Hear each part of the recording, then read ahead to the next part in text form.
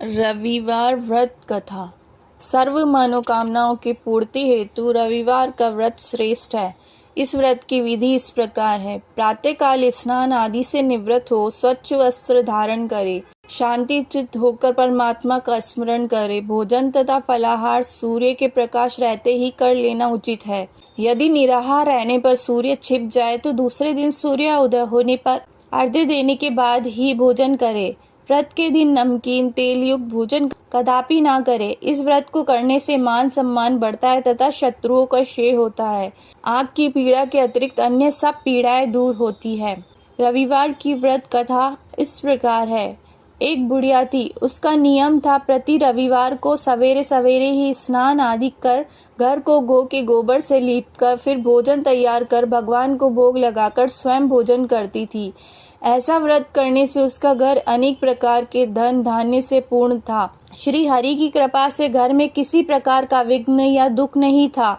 सब प्रकार से घर में आनंद रहता था। इस तरह कुछ दिन बीत जाने पर उसकी एक पड़ोसन, जिसकी गौ का गोबर वह बुढ़िया लाया करती थी, विचार करने लगी कि ये वृद्धा सर्वदा मेरी गौ का गोबर ले जाती है, इसलिए अपनी गौ को घर के भीतर बांधने लगी। बुढ़िया को गोबर न मिलने से रविवार के दिन अपने घर को न लीप सकी, इसलिए उसने न तो भोजन बनाया न भगवान को भोग लगाया तथा स्वयं भी भोजन नहीं किया। इस प्रकार उसने निराहार व्रत किया। रात्रि हो गई और वह भूखी सो गई। रात्रि में भगवान ने उसे स्वप्न दिया और भोजन न बनाने तथा लगाने का कारण पूछा। वृद्धा ने गोबर न मिलने का कारण सुनाया। तब भगवान ने कहा कि माता, हम तुमको ऐसी गौ देते हैं जिससे सभी इच्छाएं पूर्ण होती है, क्योंकि तुम हमेशा रविवार को गौ के गोबर से घर को लीप कर भोजन बनाकर मेरा भोग लगाकर खुद भोजन करती हो। इससे मैं खुश होकर तुमको वरदान देता हूँ। निर्धन को धन और बांझ स्त्रियों को पुत्र देकर दुखों को दूर करता हूँ तथा अंत समय में मोक्ष देता हूँ। स्वप्न में ऐसा वरदान देखकर भगवान तो अंतर्ध्यान हो गए। वृद्धा की आंख खुली तो वह देखती है कि आंगन में एक अति सुंदर गैया और बछड़ा बंधे हुए हैं।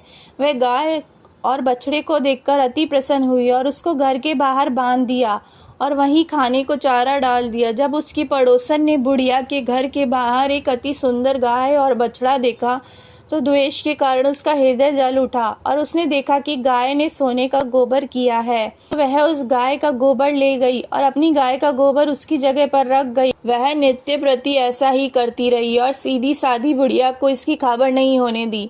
तब सर्वव्यापी ईश्वर ने सोचा कि चालाक पड़ोसन के कर्म से बुढ़िया ठगी जा रही है, तो ईश्वर ने संध्या के समय अपनी माया से बहुत जोर से आंधी चला दी। बुढ़िया ने अंधेरी के भय से अपनी गैया को अंदर बांध लिया। प्रातःकाल जब बुढ़िया ने देखा कि गौ ने सोने का गोबर दिया है तो उसके आश्चर्य की सीमा नहीं रही।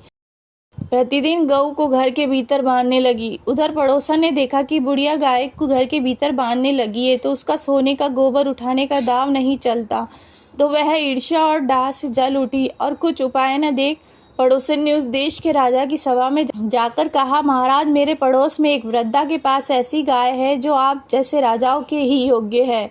वह नित्य सोने का गोबर देती है, आप उस सोने से प्रजा का पालन करिए।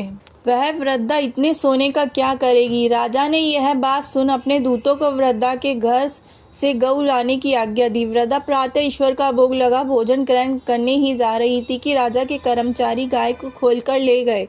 वृद्धा काफी रोई चिल्लाई, किंतु कर्मचारियों के समक्ष कोई क्या कहता। उस दिन वृद्धा गाय के वियोग में भोजन न खा सकी और रात भर रो रो ईश्वर से गऊ को पुनः लाने के लिए प्रार्थना करती रही। उधर राजा गऊ को देखकर बहुत प्रसन्न हुआ, लेकिन सुबह जैसे ही वह उठा सारा महल गोबर से भरा दिखाई देने लगा। राजा ये देख घबरा गया। भगवान ने रात्रि में राजा को स्वप्न में कहा कि हे राजा, गाय को वृद्धा लौटाने में ही तेरा भला है।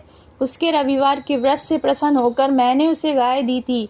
प्रातः होने पर राजा ने वृद्धा को बुलाकर बहुत से धन के साथ सम्मान के सहित गऊ और बछड़ा लौटा दिया। उसकी पड़ोसिन को बुलाकर उचित दंड दिया। इतना करने के बाद राजा के महल से गंदगी दूर हुई। उसी दिन से राजा ने नगर वासियों को आदेश दिया कि राज्य की तथा अपनी समस्त मनोकामनाओं की पूर्ति के लिए रविवार का व्रत करो। व्रत करने से नगर के लोग सुखी जीवन व्यतीत करने लगे। कोई भी बीमारी तथा प्रकृति का प्रकोप उस नगर पर नहीं होता था। सारी प्रजा सुख से रहने लगी।